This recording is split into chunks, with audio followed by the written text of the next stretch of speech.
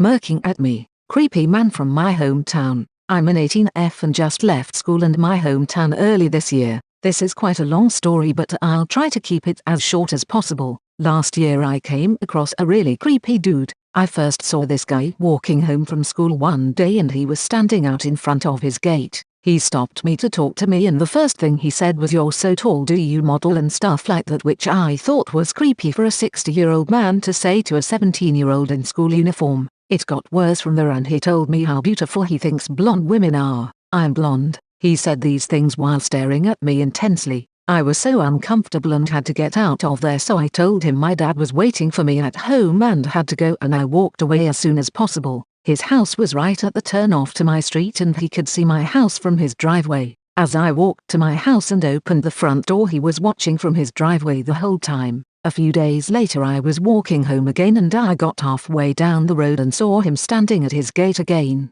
I immediately said nope and turned around. I took a different route down another street and walked across a field to get home and completely avoid him. I walked home that way for the rest of the year. At the end of the year after I finished high school, I started working at a cafe over the summer in the main street of my town. I had completely forgot about the gate man until one day he walked in. He recognized me straight away and asked me what my name was. I told him a name similar sounding to my real name because I didn't want him to know my real name. He told me, "Now that I know you work here, I am coming in way more often," smirking at me. And he did. He came in almost every day I worked. He would sit directly across from the counter and just stare at me. He knew I noticed and it didn't bother him, he just kept staring. One morning he told me he was going across the road to the bank to get money out to tip me. I didn't want to talk to him, so once he had gone I went out the back to mop in the chiller and shut the door. I stayed out there for about 20 minutes and then when I closed the chiller door he was standing right behind it staring at me. I don't know how long he'd been standing there waiting for me to come out.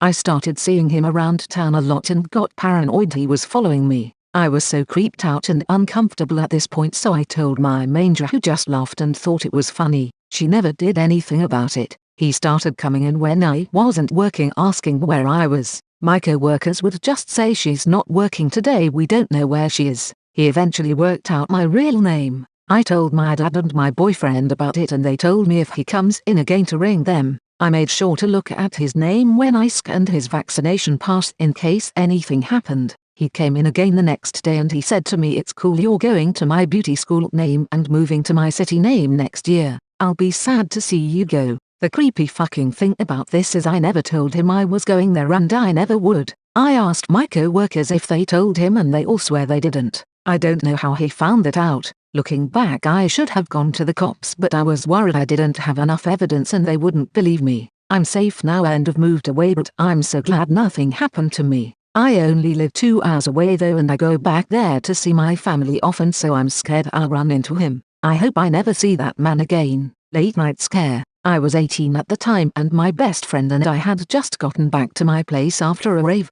It was about 3 a.m. We came into the house very quietly as I was still living with my dad at the time. We're just hanging out in my room when we hear someone screaming, so I peek out the window to see what the hell is going on. As the screaming was extremely guttural, I see a woman wearing a big white t-shirt with her hair over her face screaming and walking down the block with no shoes. I ask my friend to look. We just look at each other wide-eyed and keep observing. She then grabs the sign for the public pool nearby and starts aggressively shaking it and continuing to scream. We considered if she needed help, but for real this woman straight up looked like the Grudge and sounded like a witch from Left 4 Dead. We were scared as hell. She eventually leaves the sign crooked and walks off. This freaked both of us out at the time since we were really young, so we did nothing and I didn't want to wake up my dad and get in trouble. Now at 28 I wonder if she needed help or was from psychiatric hospital nearby. If I promised to be nothing but a perfect gentleman. A few years ago,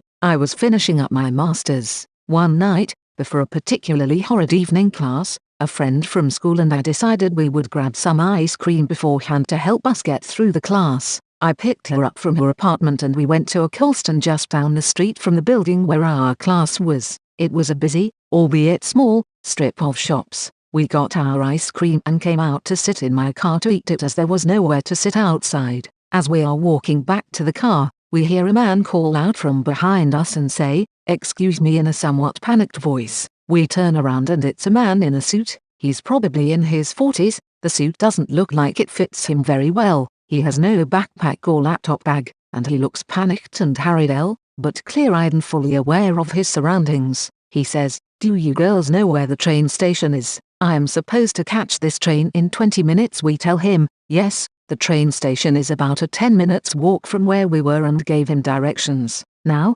mind you, we are in a very busy HCOL area, full of Ubers, Lyfts, and cabs, and we are in a busy parking lot where tons of people are coming and going. His walk, at a leisurely pace, would be 10 minutes, so he has plenty of time to get over there, and he wasn't out of shape at all, actually quite the opposite. We turn around to start walking to the car again as he said thanks, and it seemed like the conversation was over. The next thing we know, he's following us to the car, and when we turn around to see he's still there, he says, "Could you girls do me a favor? If I promise to be nothing but an upstanding gentleman, could you take me to the train station so I don't miss my train now? A few things don't add up here. This area we are in is known for all types of white-collar business, but everyone has a bag of some sort, especially if they're taking mass transit. Also, he looked out of place in the suit, and the way he asked us for the ride made our red flags go up. Why do you need to preface that you'll promise to be an upstanding gentleman if you are one? While he was asking us about the train station and for the ride, several single men walked to their cars,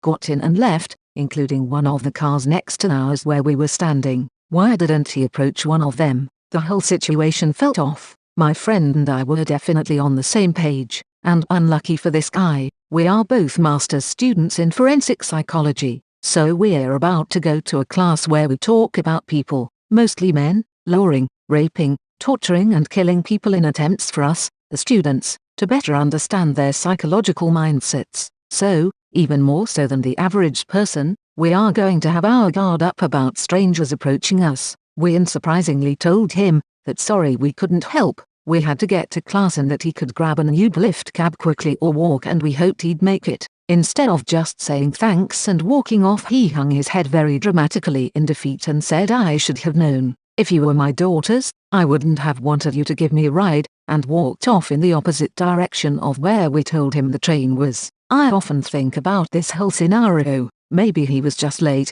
and panicked, asked the first people he saw, got nervous about asking us and therefore asked poorly, but so many red flags piled on, and my friend and I both independently thought the situation was very odd when we talked about it afterwards. If he was up to some shady behavior, the audacity to try for two women at once in a busy parking lot in broad daylight was disturbing to say the least. Creepy encounters with my 8th grade teacher. I had a creep of a teacher in the 8th grade. I was 13 years old, 14 now. When I first started my 8th grade year, I saw that it was a graduation requirement to take this career class. I noticed on my schedule. However, I had no idea of who the teacher was, since they were not at orientation, although judging by the name I figured they were a female. After lunch I noticed this teacher walk in the class. It was a male. I thought he was attractive, and later discovered other girls did too. He was young, tan, and looked about 22-24. He walked up to our table and lo and behold, he was our 6th period teacher.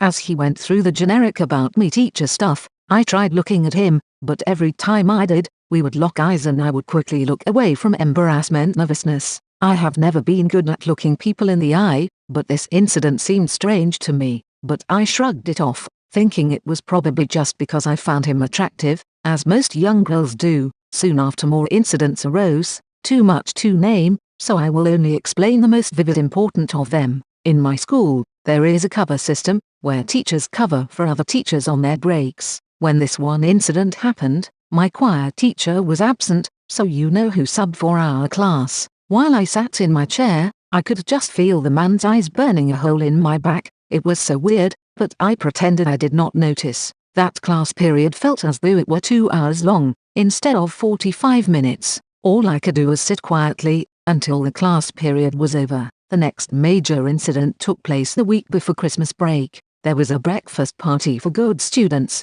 and parents were welcome to come. Of course, my persistent mother insisted on coming. So now here's my mom, me, and the creepy teacher staring at us, and I was the only one who noticed. This particular incident creeped me out even more than the countless times he stared at me in class. because my mom was here. I could not wait until the party was over, until my mom would leave and I could be at peace of mind. This next incident might be the creepiest, by far. We were doing a project in class, mine was on a crystal business, and I raised my hand to ask for help. He came over to my desk, leaned in close, and as I told him the problems I was having with my project, it felt like he was sniffing, yes, sniffing my neck. He was talking in a very low voice, like to the point that it tickles one's neck. I was so disgusted and grossed out that this grown man was talking to me, a child, in this kind of voice, after I simply asked for help. I understand that sometimes I do not seem like a child, with the way I present myself, and from what I've been told my intense eyes,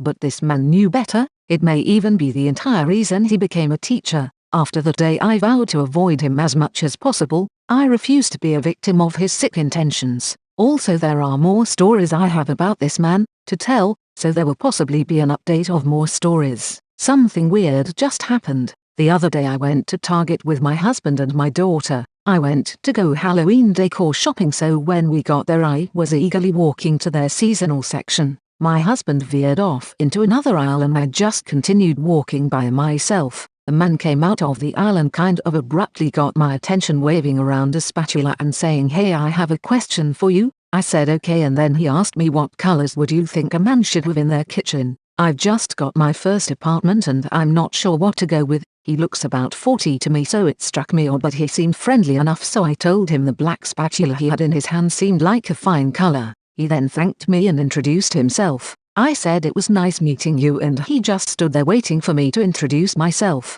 And, BC, I felt pressured and I'm a socially really awkward people pleaser. I told him my first name and that was the end of the convo. Well, almost 2 days go by, and I just got a follow request from him and I'm really freaking weird at it. RN. My husband is telling me it's my fault and I should have known better, and he is right. But UHG, I'm scared. Being chased down by a white van. This experience isn't mine but was told to me by a friend. This encounter took place when she was 15. Her and another girl, also 15, were walking back home from a parade downtown around 2 a.m. Suddenly my friend turns around and is startled by a man walking behind them within arm's reach. The man apologized for scaring them and said it was an accident. He was a middle-aged white guy wearing nice business casual clothing. She shrugged it off, thinking he had no ill intent. He continued walking with them while asking questions. The questions kept getting weirder and more specific, to the point where he asked where they lived. At that point they had figured out something was iffy about him. He asked them if they wanted a ride home, which they declined, but he kept insisting and pushing harder. He told them his van was right across the street. Finally, he leaves. They continue to watch him while he gets into his van, hoping he'll just drive off. Instead, he turns around and does a U-turn, driving directly towards them. They are on a major street which is lit by streetlights, so they run into the neighborhood where it's dark and easier to hide from him. There is no one else out at this time, so it would have been easy for him to grab them and throw them in his van. Terrified, they ran into someone's backyard to hide and watched him circle the block looking for them. They waited there for a while until they were absolutely sure he was gone. Thankfully the bus stop was near them, so they made it home safely. I believe I was almost kidnapped at 12. This is something I don't talk about often because I don't want people to think I'm blowing nothing out of proportion, but it's something that has stuck with me for the last 14 years. My mom and I were at a grocery store after school. She had her back turned to grab something and an older guy,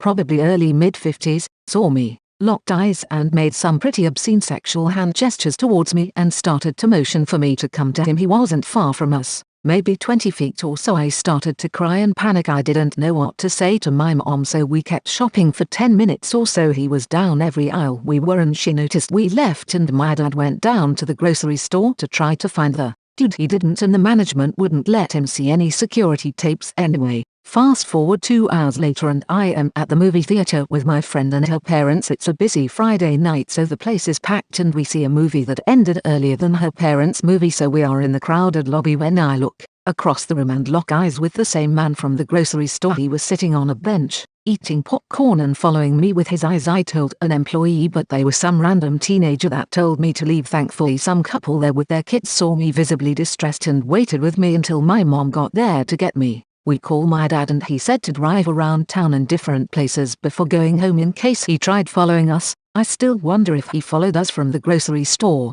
and my mom got there and talked to the theater manager. The guy hadn't bought a ticket and had been there for hours claiming he was waiting for his son, so we go home later that night. My dad is on the sex offender registry local to us and asking me if any of the men on there looked familiar, and sure enough he was on there. I think Jay was almost kidnapped, so needs a bit of a backstory. Me, my mom and my dad were at a bookstore and I was so happy. I love reading, and while I was walking down the romance aisle and I picked up a book, November 9 by Colleen Hoover, and this woman came up behind me, late 20s, early 30s. I was looking at the back and she said, "That's a really good book." Next I went to look at murder mysteries and I picked up the A Good Girl's Guide to Murder series, and she kept trailing pretty close and grabbing the books I've picked up. I was alone, if you didn't catch that, and it was getting creepy. I had to be wandering for about 45 minutes before my parents found me and we paid. It still gives me the creeps thinking about it. Sorry about poor grammar punctuation, I don't write this long of stuff. Anyway, what do you think? IDK if I almost got kidnapped or if she was just creepy?